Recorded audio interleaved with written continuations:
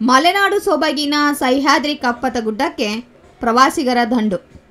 ಉತ್ತರ ಕರ್ನಾಟಕದ ಸಹ್ಯಾದ್ರಿ ಕಪ್ಪತಗುಡ್ಡಕ್ಕೆ ಪ್ರವಾಸಿಗರ ದಂಡೆ ಹರಿದು ಬರುತ್ತಿದೆ. ಪ್ರವಾಸಿಗರಿಗಾಗಿ ಅರಣ್ಯ ಇಲಾಖೆಯು ಈಗ ಟ್ರಕ್ಕಿಂಗ್ ವ್ಯವಸ್ಥೆ ಮಾಡಿದೆ. ಕಪ್ಪತಗುಡ್ಡ ತನ್ನ ಸೌಂದರ್ಯದಿಂದ ಪ್ರವಾಸಿಗರನ್ನು ಕೈಬೀಸಿ ಕರೆಯುತ್ತಿದೆ.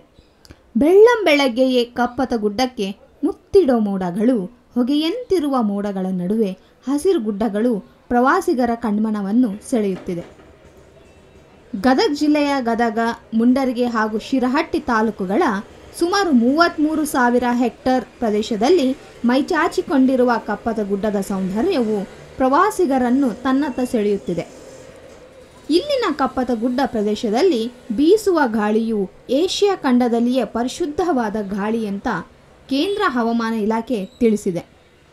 ಇಲ್ಲಿನ ಕಪ್ಪತಗುಡ್ಡವು 34 ವಿವಿಧ ಜಾತಿಯ ವನ್ಯಪ್ರಾಣಿಗಳು, ಪಕ್ಷಿಗಳು, 287 ವನಸ್ಪತಿ ಔಷಧೀಯ ಸಸ್ಯಗಳ ಪ್ಲಾಂಟ್ಗಳನ್ನು ಒಳಗೊಂಡಿದೆ.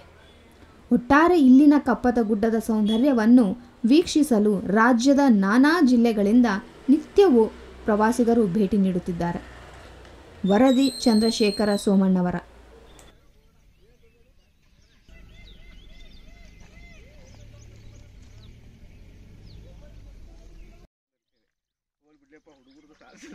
ರೆಡಿ ಮಾಡಿಸ್ಬೇಕಲ್ಲ ಈಗ ಇವೆಲ್ಲ ಗುಡ್ಡ ಹತ್ತಿ ಹೇಳಿದ್ವನ ಈಗ ಬಂತ ರೋಡ್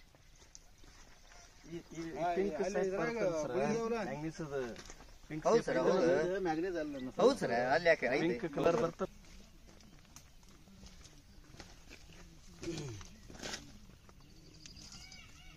ಬುಡಕಿನೂ ತಯಾರಿಸ್ತಾರೆ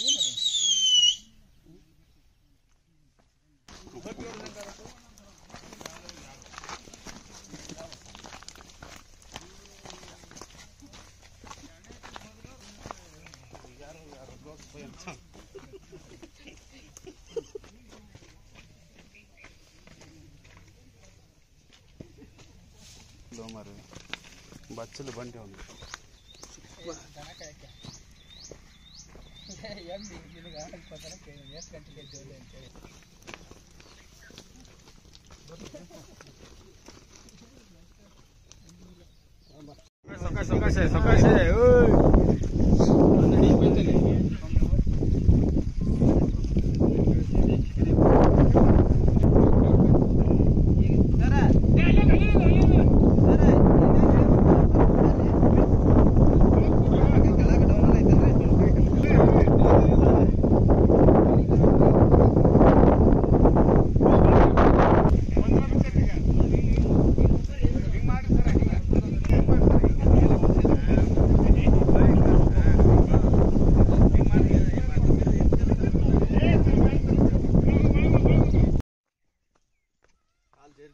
ಹುಷಾರಿ ನಾವಿಲ್ಲ ಸ್ವಲ್ಪ ಮಂಜಾನ ನಾವು ಕುಡಿ ಹೇಳ್ತಿದ್ದೀವಿ ಯಾಕ್ರಿ. ಹೌದು ಎಲ್ಲ ಕೂಡ ಆಗಿಲ್ಲ ಅಷ್ಟೇ ಕುಡಿದೀವಿ. ಗಿರಿ ಸರ್ ಇದ್ರಿ ಸುರೇಶ್ ಸರ್ ಇದ್ರು ಹೋಸಲ ಕುಡಿಯೋದು ನಾವು ಯಾಕ್ರಿ ಸುರೇಶ್ ಸರ್ ನಾವು ಕೂಡ ಇದ್ದೀವಿ. ಅವರು ಇದ್ರಿ ಗಿರೀಶ್ ಅವ್ರ ಒಬ್ಬರೇ ಮಿಸ್ಸಿಂಗ್ ಇದೆ. ಅವೇನ ಇದು ಅಸೈನ್ಮೆಂಟ್ ಯಾಕಂದ್ರೆ ಹೋಸಲ ಭಾಳ ಆಯಸ್ತಾಗಿದ್ದೀವಿ ನಾವು ಹಂಗಲ್ಲ ಸಂತೋಷ.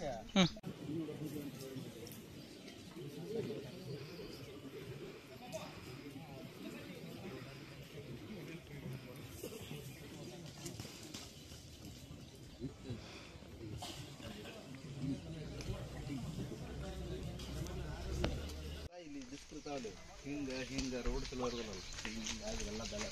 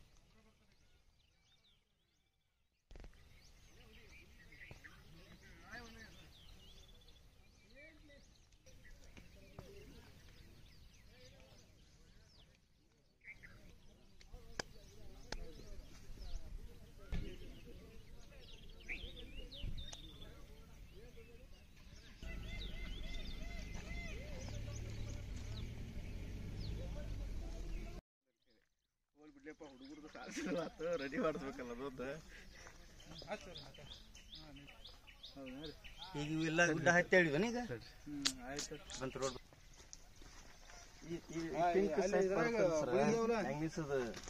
ಹೌದು ಸರ್ ಹೌದು ಸರ್ ಅಲ್ಲಿ ಯಾಕೆ ಪಿಂಕ್ ಕಲರ್ ಬರ್ತದೆ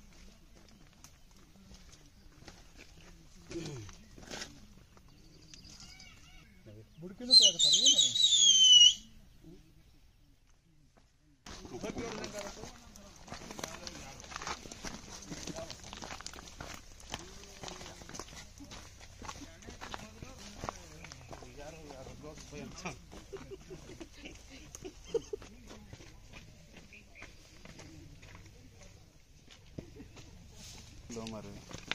బచ్చలు బండి ఉంది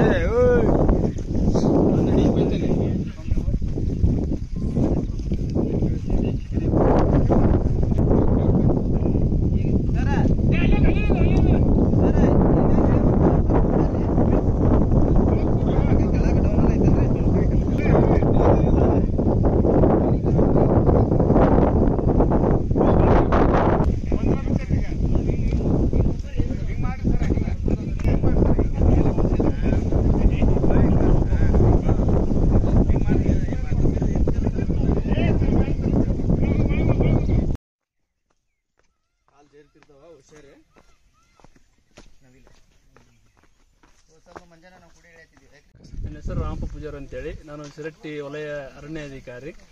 ನಮ್ಮಲ್ಲಿ ಕಪ್ಪತ್ತಗುಡ್ಡದಲ್ಲಿ ನಾವು ಟೋಟಲ್ ಆಗಿ 2 ಚಾರಣಾ ರೂಟ್ಗಳನ್ನು, ಟ್ರೆಕ್ಕಿಂಗ್ ರೂಟ್ಗಳನ್ನು ನಾವು ಈಗ ಡೆವಲಪ್ ಮಾಡಿದ್ದೇವೆ. ಲಾಸ್ಟ್ ಇಯರಿಂದ ಡೆವಲಪ್ ಮಾಡಿದ್ದೇವೆ.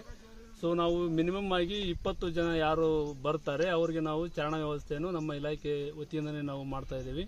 ಪರ್ ಪರ್ಸನ್ಗೆ 120 ರೂಪಾಯಿ ಹಂಗೆ ನಾವು ಚಾರ್ಜ್ ಮಾಡ್ತಾ ಇದ್ದೀವಿ. ಅದರಲ್ಲಿ ನಾವು ಚಾರಣವನ್ನು ಸುತ್ತಾಡಿಸಿ ಮತ್ತು ಟಿಫಿನ್ ವ್ಯವಸ್ಥೆಯನ್ನು ಮಾಡಿಸಿ ಕಳಸ ವ್ಯವಸ್ಥೆಯನ್ನು ನಾವು ಮಾಡಿದ್ದೀವಿ. ಹಾಗಾಗಿ ನಮ್ಮಲ್ಲಿ ಟೋಟಲ್ ಒಂದು ಚಾರಣದಲ್ಲಿ 4 ಕಿಲೋಮೀಟರ್ ಇದೆ, ಮತ್ತೊಂದು ಚಾರಣ 6 ಕಿಲೋಮೀಟರ್ ಇದೆ. ವಯಸ್ಸಿಗೆ ತಕ್ಕಂಗೆ ನಾವು ಚಾರಣದ ರೂಟ್ಗಳನ್ನು ಮಾಡಿಕೊಂಡು ಜನರಿಗೆ ಅರಣ್ಯದ ಬಗ್ಗೆ ಅರಿವು ಮೂಡಿಸ್ತಕ್ಕಂಥ ಮತ್ತು ಅರಣ್ಯದ ಮಹತ್ವವನ್ನು ಮೂಡಿಸ್ತಕ್ಕಂಥ ಕೆಲಸವನ್ನು ನಾವು ಈ ಕಪ್ಪತ್ತಗುಡ್ಡದಲ್ಲಿ ಮಾಡ್ತಾ ಇದ್ದೇವೆ. ಕಪ್ಪತ್ತಗುಡ್ಡ ವಿಶೇಷ ಏನು ಸರ್?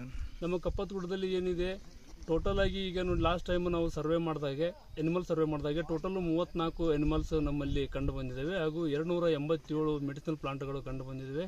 ಸೊ ಇದು ಒಂದು ನಮಗೆ ಈ ಕರ್ನಾಟಕದ ಸಹ್ಯಾದ್ರಿ ಅಂತಲೇ ನಾವು ಈ ಕಪ್ಪತ್ತಗುಡ್ಡವನ್ನು ಕರಿತಾ ಇದ್ದೀವಿ.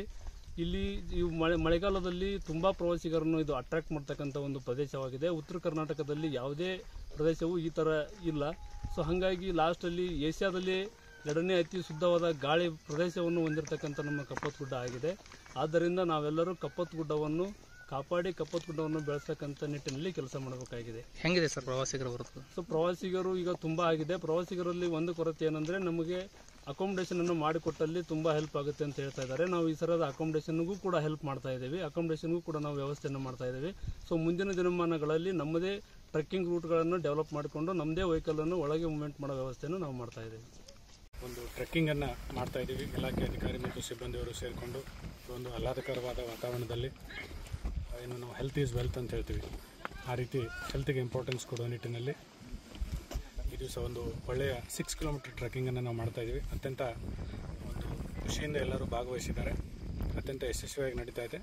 ಸೊ ಎಲ್ಲರಿಗೂ ನಾನು ಧನ್ಯವಾದ. ನಿಮಗೆಲ್ಲ ಗೊತ್ತಿರೋ ಹಾಗೆ ಈ ಕಪ್ಪತ್ತಗುಡ್ಡ ಒಂದು ಪ್ರಸಿದ್ಧವಾದ ಒಂದು ಜಾಗ ಅಂತ ಹೇಳ್ಬೋದು. ಇಲ್ಲಿರುವ ದೇವಸ್ಥಾನ ಇರ್ಬೋದು, ಇಲ್ಲಿರುವ ಮೆಡಿಸಿನಲ್ ಪ್ಲಾಂಟ್ಸ್ ಇರ್ಬೋದು, ಇಲ್ಲಿರ್ತಕ್ಕಂಥ ಫ್ರೆಶ್ ಆಕ್ಸಿಜನ್ ಇರ್ಬೋದು, ಎಲ್ಲ ಕೂಡ ತನ್ನದೇ ಆದ ಮಹತ್ವವನ್ನು ಹೊಂದಿದೆ. ಸಾರ್ವಜನಿಕರು, ನಾಗರಿಕರು ಎಲ್ಲರೂ ಇದರ ಸದುಪಯೋಗವನ್ನು ಪಡ್ಕೋಬೇಕು. ಪ್ರವಾಸಿಗರು ಹೆಚ್ಚಿಗೆ ಇಲ್ಲಿ ವಿಸಿಟ್ ಮಾಡಿ ಇದಕ್ಕೆ ಯಾವುದೇ ರೀತಿಯಿಂದ ಒಂದು ತೊಂದರೆ ಆಗದಂತೆ ಇಲ್ಲಿಯ ವಾತಾವರಣನ ಕೆಡಿಸದ ರೀತಿಯಲ್ಲಿ ಇದನ್ನು ಅನುಭವಿಸಬೇಕು ಅಂತ ನಾನು ಕೇಳ್ತೀನಿ.